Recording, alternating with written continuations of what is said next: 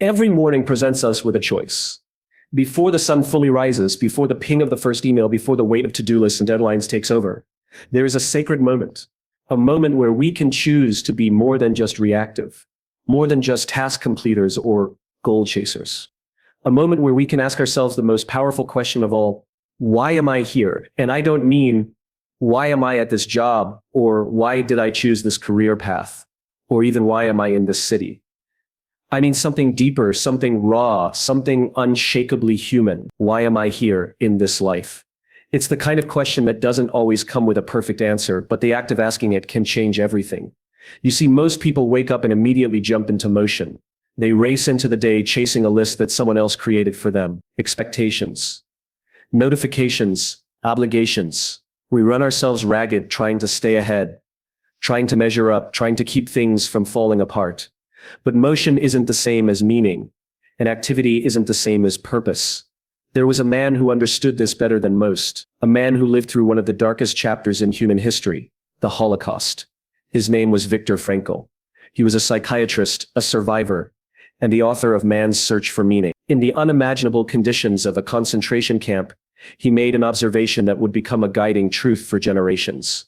He wrote, "Those who have a why to live can bear almost any how." When I first read those words, they hit me like a thunderclap, because deep down I realized how many days I was living without truly connecting to my why. How many days I was just checking boxes. How many days I was surviving, not living. Frankl's insight isn't just profound, it's universal. It speaks to something inside all of us. When we anchor ourselves in a reason, when we have a purpose that's bigger than ourselves, we become unbreakable. We stop reacting to life and start responding to it. We gain clarity. We find strength we didn't know we had. We begin to lead, not follow. And here's what's truly wild. You don't need to go through unimaginable suffering to find your purpose. You just need to get still enough to ask the question, and honest enough to hear the answer. Because your why is already in you.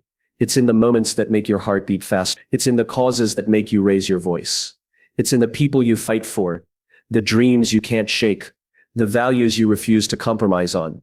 Your why is what lights you up from the inside. It's what gives your work meaning. It's what makes your life matter. And yet, too often we live from the outside in. We let the world define us. We look to titles, salaries, and social media for validation. We shape our lives to fit other people's expectations, only to wake up feeling hollow. But when we live from the inside out, when we let our purpose guide our actions, we become magnetic, powerful, alive. It doesn't mean the path is easy. Living with purpose doesn't spare you from pain or failure. In fact, it might make things harder. Because now you care more. Now you're vulnerable. Now you're all in. But it also means you'll go further. Because when your work is connected to your soul, you don't burn out, you burn bright. Purpose isn't found in comfort zones. It's found in the stretch. In the moments when you want to give up, but you remember your why, and you keep going anyway. It's found when you speak up for something that matters, even when your voice shakes. It's found when you lift someone else, not because you have to, but because it's who you are. And here's the beautiful paradox. Your purpose isn't just about you. It's about what you do for others. Purpose is communal. It's relational. It's transformational. Your reason for being here, truly being here, isn't just to make a living. It's to make a difference, to leave people better than you found them. To light the way for someone who's lost, to build something that outlives you. So tomorrow morning, before you reach for your phone, before the noise begins, give yourself that moment, that pause, that breath. Ask yourself, why am I here? Not to impress, not to compete, but to live with intention, to lead with heart, to serve with courage. And when the answer comes, however quiet, however uncertain, hold on to it. Let it shape your choices. Let it fuel your day. Let it be the rhythm you walk to, no matter how loud the world gets. Because you are not just a role. You are not just a title. You are not here by accident. You are here to bring something only you can bring. A voice, a vision, a spark. So live like it. Speak like it. Lead like it. Every single day. I am enough, exactly as I am. Let those words sit with you for a moment. Not as a slogan, not as a catchy affirmation, but as a truth we've forgotten, a truth we've buried under layers of expectations. pressures, and the exhausting pursuit of more. Because we live in a world that screams at us from every direction. You must be more. You must do more. You must have more. More success. More beauty. More recognition. More validation. And somewhere in that constant noise, the quiet voice inside us, the one that whispers you are enough, gets drowned out. We've been taught to chase worth, like it's a trophy, like it's something we earn when we cross a finish line, get the job, land the promotion, reach the goal weight, accumulate the accolades. But when does it end? When does more finally become enough? The truth is, for many of us, it never does. I remember having a conversation with a woman who had just reached what most would consider the pinnacle of her career. She had won a major industry award, one that people spend their lives working toward. She smiled on stage. She gave a powerful acceptance speech. She took all the congratulatory handshakes and Instagram posts. But later, in a quiet moment, she said something that hit me like a punch in the chest. I thought this would make me feel worthy, she said. But the truth is, I still feel like I'm not enough. That moment stayed with me, because it wasn't about her. It was about all of us. It was about how deeply we've tied our sense of self to what we do, rather than who we are. How we've come to believe that worth is conditional, that it's earned, not innate. We are raised in a system that grades us, measures us, ranks us. From the moment we enter school, we are told that our value is in our performance. Gold stars, report cards, college admissions, job offers. It doesn't stop. Even as adults, we measure ourselves in likes, followers, and salary brackets. And when we fall short, when we don't check all the boxes, we convince ourselves that we are less, that we need to hustle harder, look better, prove more, in order to finally arrive at the place where we can say, now I am enough. But what if we've been looking in the wrong place all along?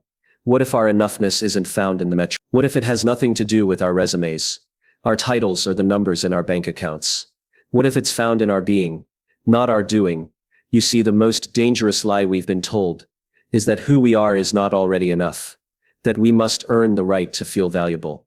And so we armor up, we pretend, we overcompensate, we burn ourselves out trying to prove something that doesn't need to be proven in the first place, that we matter. But here's what I believe with every fiber of my being. You are enough. Not because of what you've accomplished, but because you are still becoming. Because you wake up every day and face a world that asks for perfection and still choose to show up as yourself. Because you keep trying even when it's hard. Because you are honest in your struggles. Because you care. Because you love. Because you hope. You are enough when you are healing. You are enough when you are hurting. You are enough when you are uncertain. You are enough when you feel lost. You are enough even when the world tells you otherwise. And let me be clear, this is not about complacency. This is not about settling or giving up on growth. In fact, it's the opposite. When we believe we are enough, as we are freed to grow from a place of wholeness, not deficiency. We pursue goals not because we need to earn our worth, but because we want to expand our impact. We take risks, not because we need to prove ourselves, but because we are already standing on a foundation of worth. When you know you are enough, you stop waiting for permission to be who you are. You stop shrinking yourself to fit into boxes that were never made for you. You stop apologizing for your existence. You stop running a race you were never meant to be in. And the irony, when you finally believe you are enough, exactly as you are, you begin to unlock the very things you've been chasing. Confidence, peace, fulfillment. Not because you found them in external achievements, but because you remembered where they were all along. Inside you. This belief changes everything. It changes the way you show up in your relationship. Because now you no longer need others to validate you.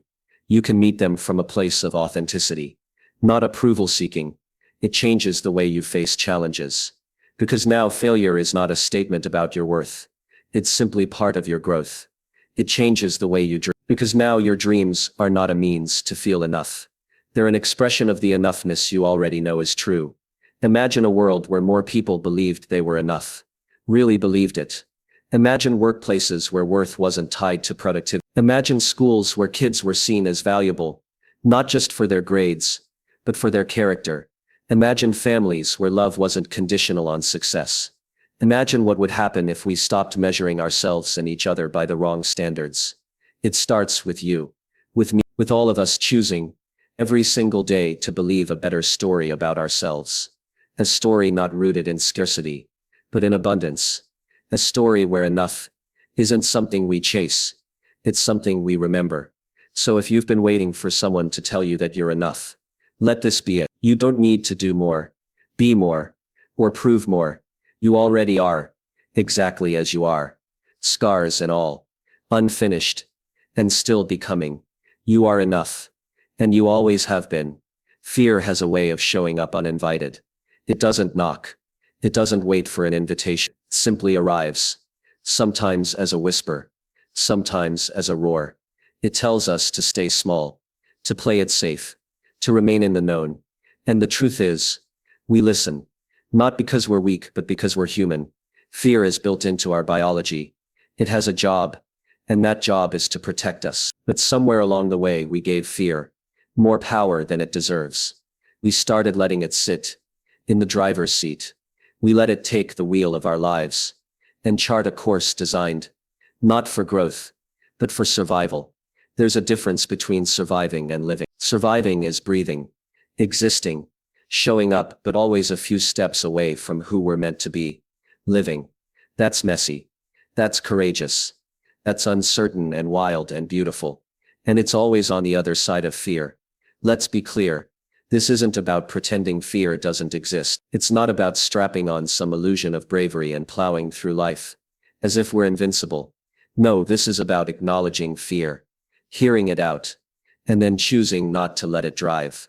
Think about the last time fear held you back. Maybe it was a conversation you didn't have, a chance you didn't take, a change you avoided, because comfort felt safer than the unknown. We all have those moments, and they linger. They echo in our memories, not with regret, but with a sense of what if. What if I had spoken up? What if I had gone for it? What if I had just tried? Now, flip that. Think of the time you were terrified, but did it anyway. Maybe it was the first time you stood on a stage, or told someone how you really felt. Maybe it was launching a business, moving to a new city, or finally deciding to leave something behind that wasn't right for you. Think about that feeling. The pounding in your chest, the racing thoughts, the shaky hands. And then once you did it, remember the flood of relief, pride, or even freedom. Fear didn't disappear in those moments, but you took the wheel anyway. We often confuse bravery with the absence of fear, but real courage is feeling afraid and choosing to act anyway. That's where transformation begins. Not in the moments when we feel confident and certain, but in the moments when our voice trembles and our legs shake. Yet we step forward regardless. There's a story I often come back to. A young entrepreneur, passionate, relentless, and yes, terrified. She pitched her dream to more than 100 investors, and she was told no, again and again.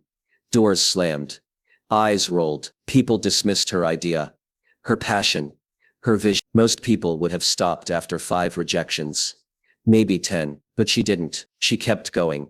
Not because she was fearless, but because she was done letting fear dictate her life. And finally someone said yes. That yes changed everything. But the truth is, she had already won the moment she decided fear would no longer be the reason she stayed silent. What if we all lived like that? We talk about purpose, about passion, about living meaningful lives, but rarely do we talk about the fear that comes bundled with all of that. You can't pursue purpose without encountering fear. You can't chase passion without stepping into uncertainty.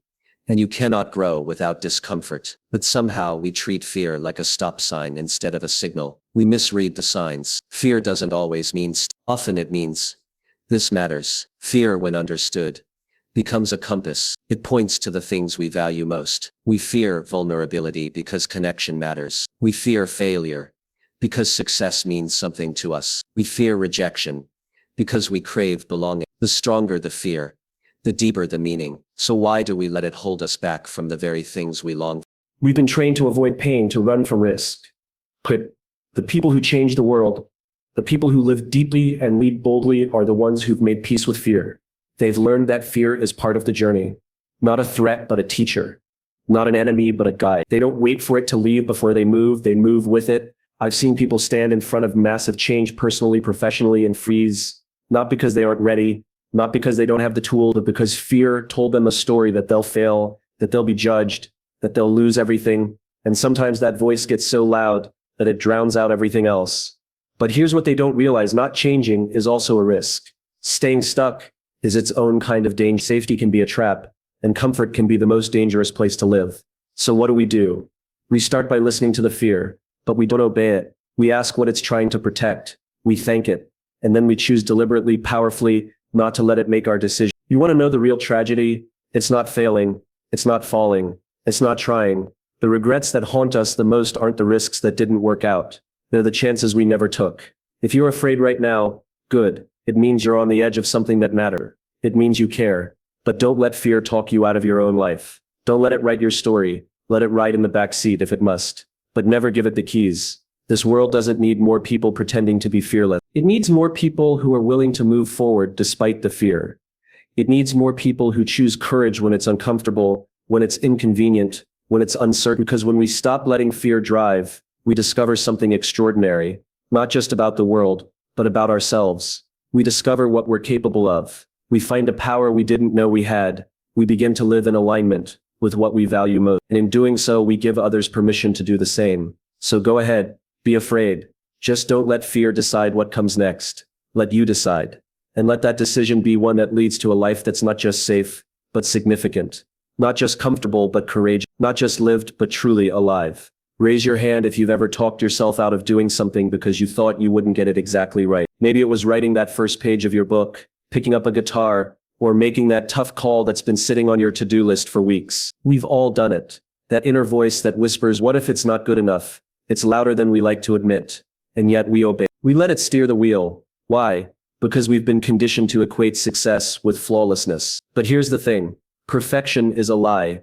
A beautiful, polished, unreachable lie. Perfection promises acceptance. It offers us applause and admiration. But it doesn't deliver growth. It doesn't build character. It doesn't give us the bruises and the battle scars that come from trying, failing, adjusting, and trying again. Perfection is sterile. It's stagnant. It doesn't move. And if we're not moving, we're not living. Because real life is messy. Real life is trying things that scare you, failing gloriously, and getting back up with dirt on your knees and fire in your chest. Progress now. That's where the magic lives. Progress is forward motion. It's the act of saying yes when fear tells you to say no. It's choosing to take a step, however small, rather than stand still. It's not about giant leaps or overnight transformations. It's about consistency. One step, then another, and soon, you look up and realize you're not where you started. You're becoming someone new. There's a study from Harvard Business School that found something fascinating. The single most powerful motivator at work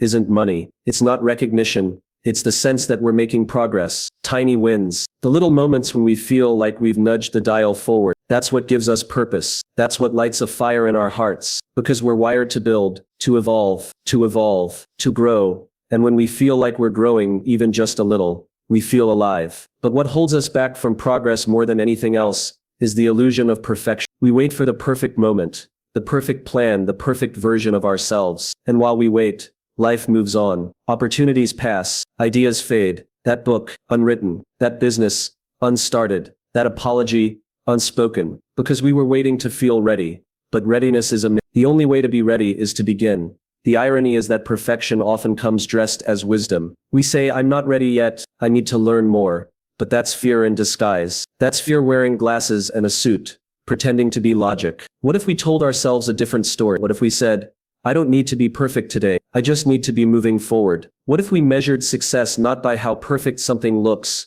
but by whether we took action at all? Because courage isn't found in knowing everything before you begin. Courage is taking a shaky step into the unknown, believing that you'll figure it out along the way. It's calling that person you've been avoiding, even if your voice trembles. It's sending that email, starting that blog, showing up to that class. It's doing it scared. Think about a time in your life when you were proud of yourself, not for being perfect, but for pushing through. Maybe it was a race you finished, even if you came in last. Maybe it was a conversation you had, even though your heart was pounding. Maybe it was standing up for yourself when everything in you wanted to back down. That pride didn't come from flawless execution. It came from courage, from motion, from progress. And that's what the world needs more of. Not polished, perfect, untouchable people, but real, raw, honest humans who are willing to show up, try, fall, and try again. People who are brave enough to chase meaning instead of applause. People who care more about impact than Instagram. Progress is vulnerable. It exposes our rough edges. It puts our inexperience on display. And that's okay. That's what makes it real. That's what builds trust. No one connects with perfection. We connect with people who are in the process.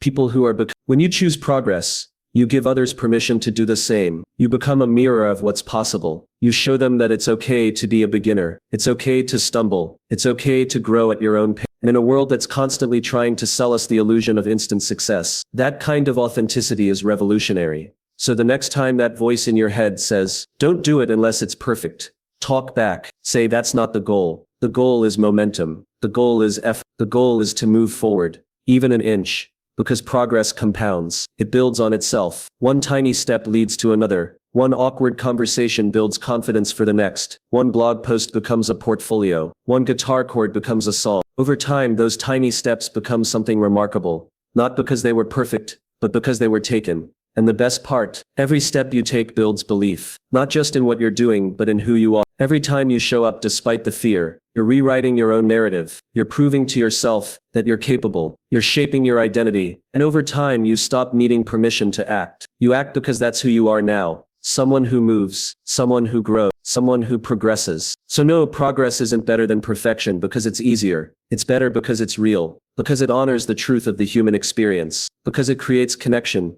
builds confidence, and opens doors that perfection slams shut. Today, don't strive to be flawless. Strive to be bold. Strive to be present. Strive to take the next right step, even if your hands are shaking. That's how things change. That's how legacies are built. One imperfect, courageous step at a time. Life throws curveballs. Some days it feels like we're standing in a storm without shelter. Our feet soaked, hair matted, plans blown away, like leaves in the wind. And in those moments when everything we counted on seems to collapse, there's one thought that can make all the difference. I can't control everything, but I can control my response. That idea isn't just a motivational quote to toss around in casual conversation. It's a lifeline. It's an anchor in the chaos. Because the truth is, life doesn't always go according to plan. In fact, it rarely does. We lose jobs we worked hard for. We get diagnoses we never saw coming. People we trust let us down. Businesses fail. Relationships crumble. And when those things happen, it's easy, so incredibly easy, to spiral, to believe that we are the sum of our misfortunes, to believe we've lost control. But that belief is a lie, a powerful one,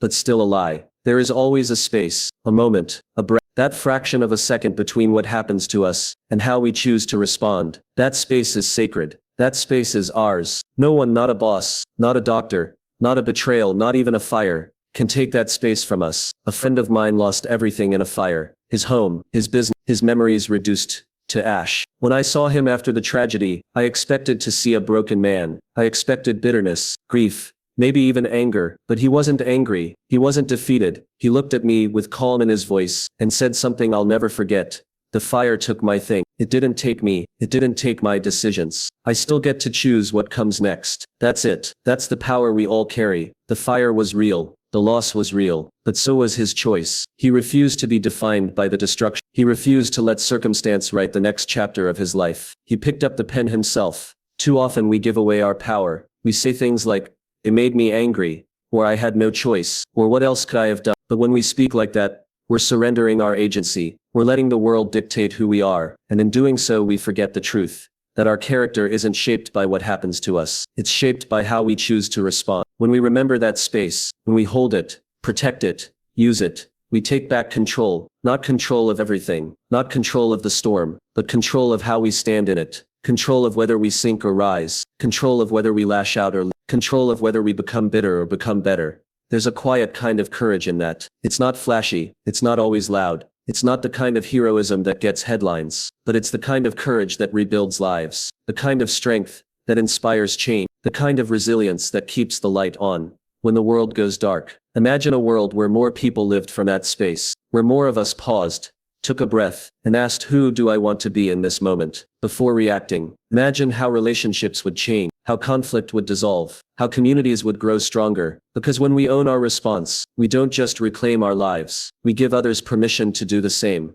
This isn't about denying pain. This isn't about pretending everything's okay when it's not. Life hurts, loss hurts, rejection hurts, but owning our response doesn't mean we avoid the pain. It means we decide what to do with it. Do we use it to build empathy? Do we let it drive us to make things better? Or do we let it harden us, make us cynical, cause us to pull back from life?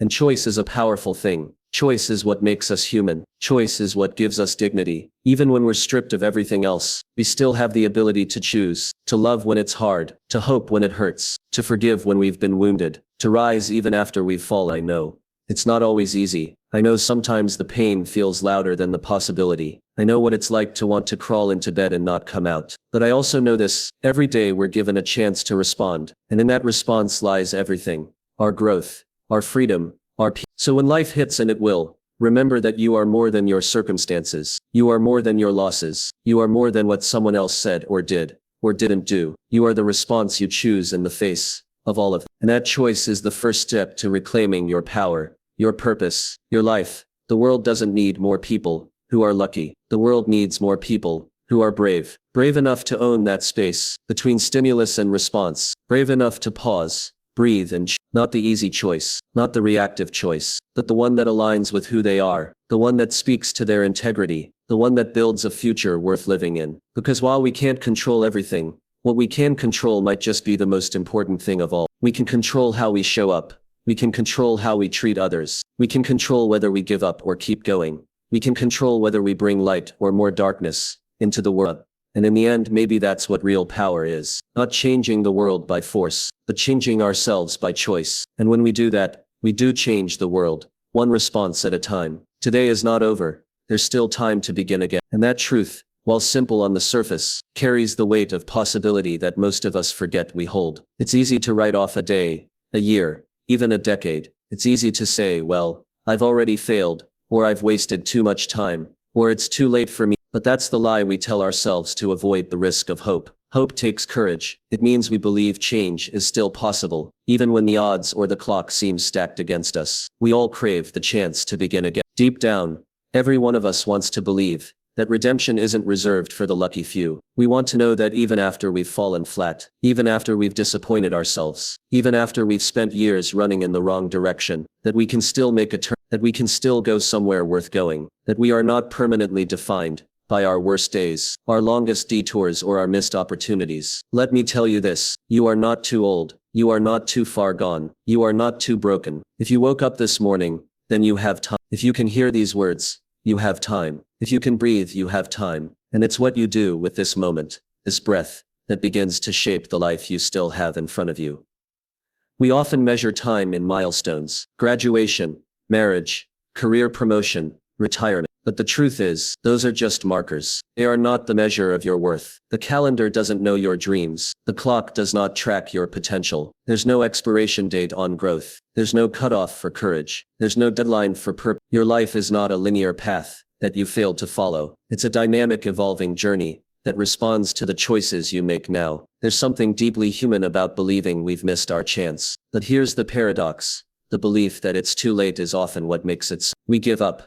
And that's when it ends. Not because of age, or mistakes, or lost years, but because we decide it ends. We decide to stop trying, and in doing so, we forfeit the very thing we long for. It doesn't have to be that way. I once met a man who became a doctor, not because it was easy, not because he had nothing else to do, but because he finally allowed himself to believe that it wasn't too late. He said, "I figured if I was going to be 52 anyway, I might as well be 52 doing something I love." That's it. That's the whole shit. That one mindset turns time from a tyrant into an ally. It makes the next chapter possible, not because time suddenly gave him permission, but because he stopped waiting for permission. He wrote his own permission slip. You see, time isn't our enemy. Our beliefs about time. We talk about time as if it's something we lose, but it's more accurate to say it's something we waste by refusing to use it with intention. And the most powerful way to reclaim it is not to wish for the past, but to commit to the future, starting now, this very moment. Not next week, not when you feel ready, not when all the stars align. Now,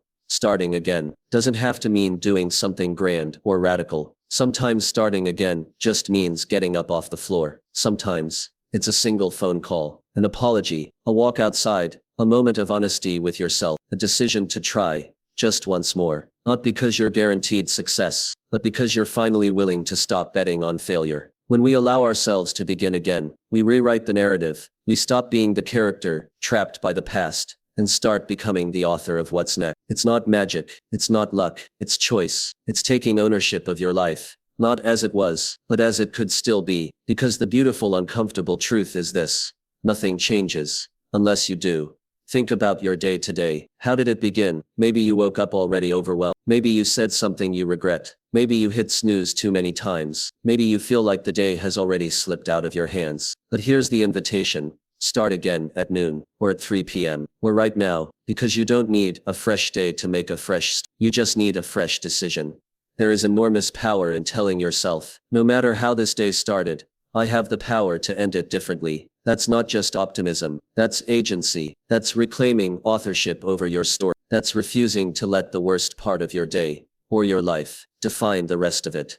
We were not born to be perfect. We were born to evolve, to fall and rise, to learn and grow, to begin again, over and over and over, until one day we realize that the starting over wasn't failure. It was the path. The stumbles weren't detours. They were the training ground for resilience. The lost years weren't lost if they taught us what we needed to know to take this next step. And that step, the one in front of you right now, it matters more than any you've taken before. Because it's the step that says, I'm still in this. I still believe in something better. I still believe that the rest of my story can look different than the beginning. You don't need to be fearless to start again. You just need to be brave enough to let go of the belief that it's too late. And when you do, you give the people around you permission to do the same. You become living proof that transformation is real, that the past doesn't have the final word, that hope is not naive, it's necessary. So whatever you're carrying, whatever shame or regret or fear that's whispering, it's over. Talk back. Tell it. Today is not over. There's still time to begin again, and then begin. These 6 points are just the beginning. So here are the 9 powerful things I want you to say to yourself every day. Why am I here? 2. I am enough. It's okay to be afraid. 4. Progress, not perfection. 5. I choose my response. 6. Today I can begin again. 7. I am not alone. 8. I matter. 9. My story is still being written. You don't need a perfect life. You just need a powerful voice inside you. And that voice, it starts with the things you tell yourself every